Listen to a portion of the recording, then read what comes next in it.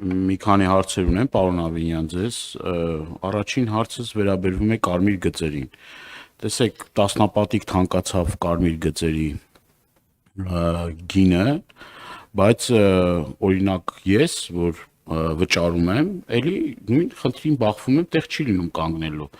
Կարծեմ հիմնավորում այն էր, որ խցանումների հետ կապված, բայց այդ խնդիրը չի լուծում եւ այն մարդիկ իմ նման հազարավոր մարդիկ այդ գումարը վճարում են, էլի կանգնելու տեղ չկա։ Այս առումով կցանկանամ ձեր գնահատականը լսել։ Հաջորդ հարցս ես անցած տարի էլ այդ խնդիրը բարձրացրեցի թափառող կենդանիների վերաբերյալ կացարանների հետ կապված, այս ուղղությամբ ինչ աշխատանք են տարվում, որովհետև հարյուրավոր նամակներ եմ ստանում, որ այս խնդիրը չի լուծվում եւ այս առումով շոշափելի արդյունքներ կարծեք թե չեն գրանցում, որովհետև դեպքերը շատանում են։ Իմ երրորդ հարցը ձեր հարցի շարունակությունն է, մենք էլ որ հանդիպումներ ենք ունենում մեր հայրենակիցների հետ, կոյուղագծերի հետ կապված բավականին լուրջ խնդիրներ կա, վերջերս ես նաև Էրեբունի օդակայանի հարակից թաղամասում էի եւ էլի այդ խնդիրը կար,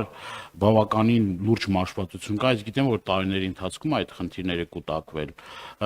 դեռևս խորհրդային ժամանակահատվածից այդ կոյուղագծերը չեն փոխվել, բավականին լուրջ ֆինանսական միջոցներ է պահանջում եւ ես կարծում եմ որ այս առումով կառավարությունը պետք է գումարներ հատկացվի, որովհետեւ այդ մարդիկի վիճակի չեն այդ խնդիրները լուծել, բյուջեն էլ քիչ է հասկանալի Երևան քաղաքի բոլոր հարցերը չեն կարող այդ գումարի մեջ տեղավորվել, հասկանալի է այդ ամեն ինչը, բայց մենք պետք է այդ մարդկանց լուծումներ առաջարկենք, թե ոնց ենք, որովհետև այդ վթարներից հետո բավականին լուրջ խնդիրներ առաջանում, հիգիենայի հետ կապված տարբեր խնդիր, չեմ ուզում երկար սրա մասին պարզաբանեմ ասեմ եւ օգտվելով առիթից եւ երրորդ հարցս եմ ուզում տալ, որովհետև այդ հարցերը կարեւոր են, բարձրացնում են, ես էլ պետք է այս առումով նաեւ բարձրացնեմ այս խնդիրը եւ ձեր պատասխաններն ակնկալեմ Նուբարաշենի աղբավայրի հետ կապված Քիչ առաջ ես ՏԿ նախարարին այդ հարցը տվեցի, գիտեմ որ պլանում կա նախատեսված է որ վերամշակման, բայց կոնկրետ հստակ ժամանակացույց կա, թե երբ է դա լինելու եւ արդյոք այս հարցն նորից էլի ուզում եմ ուղղել, որովհետեւ ՏԿ նախարարին դա այդ վերամշակման նախատեսված աղբի վերամշակման գործարան որ կլինի հրդեհների հետ կապված կամ այդ հոտի այդ ամեն ինչի մեր քաղաքացիները դժում են այդ խնդիրները ի վերջո լուծվելու է թե ժամանակին նաև ինձ փորձագետները փոխանցեցին որ կար այդ գազի հետ կապված այդ ճապոնական ինչ որ կայաններ 7 հեկտարի վրա եղել եւ չգիտեմ այդ դրա արդյունավետության հետ կապված շնորհակալ եմ նախ անդրադառնամ կոյուղիների հարցին Ուզում եմ արձանագրել, որ 2025 թվականին Հայաստանի Հանրապետության կառավարությունը Երևանի քաղաքապետարանին մասնավորապես կոյուղների հիմնանորոգման վերանորոգման համար այո գումար հատկացրել է եւ մենք ահռելի ծավալի աշխատանք ենք իրականացրել։ Նախկինում Երևանի քաղաքապետարանը ինքն էր այս ֆինանսական միջոցները հատկացնում, բայց գործընկերները քննարկումների արդյունքում համաձայնել են որոշ չափով գումար հատկացնել եւ իրականում այս process-ը շարունակական է։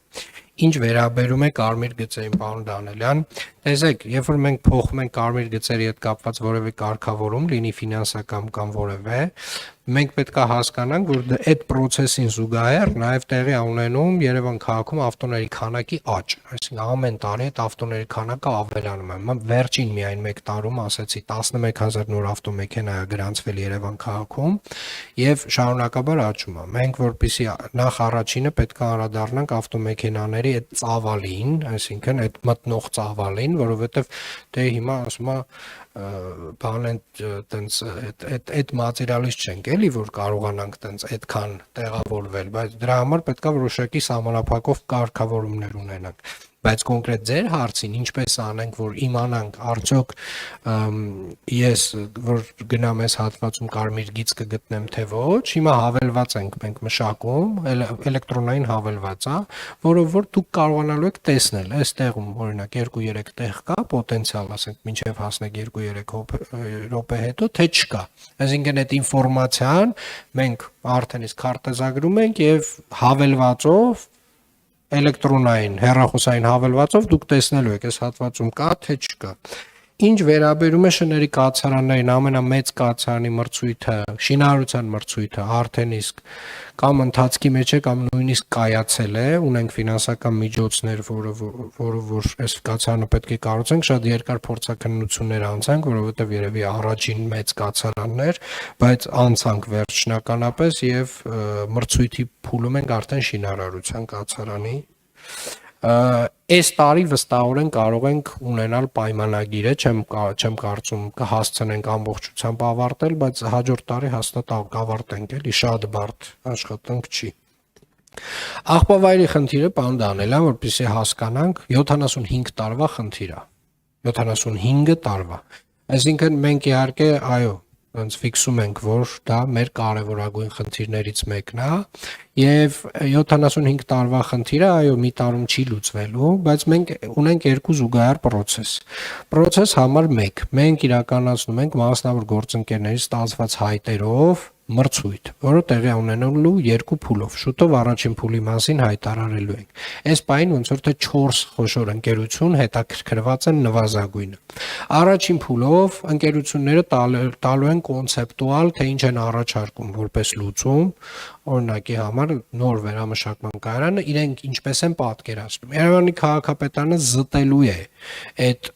առաջարկվող լուծումներից իր համար ընդունելի տարբերակը եւ դնելու է արդեն երկրորդ փուլի։ Սա process-ներից մեկն է, այսինքն այդտեղ պոտենցիալ կարող ունենանք հաղթող, բայց որpիսի հանկարծ մի հնարավորությամբ չսահմանափակվենք, մենք պարոն Խուդացյանենց հետ եւ պարոն Խուդացյանենց առաջնորդությամբ գնում ենք նաեւ մեր միջազգային ֆինանսական գործընկերների հետ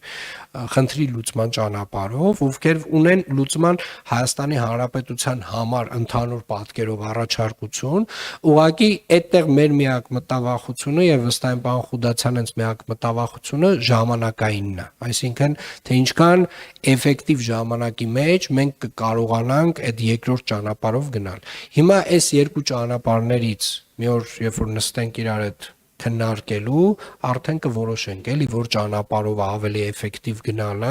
եւ գնալու ենք այն ճանապարհով, որը որ մեզ տալու է լավագույն լուծումները ամենասեղմ ժամկետներում, որովհետեւ այս հրդեհների եւ մնացածի վտանգները իրականում ավելացել են։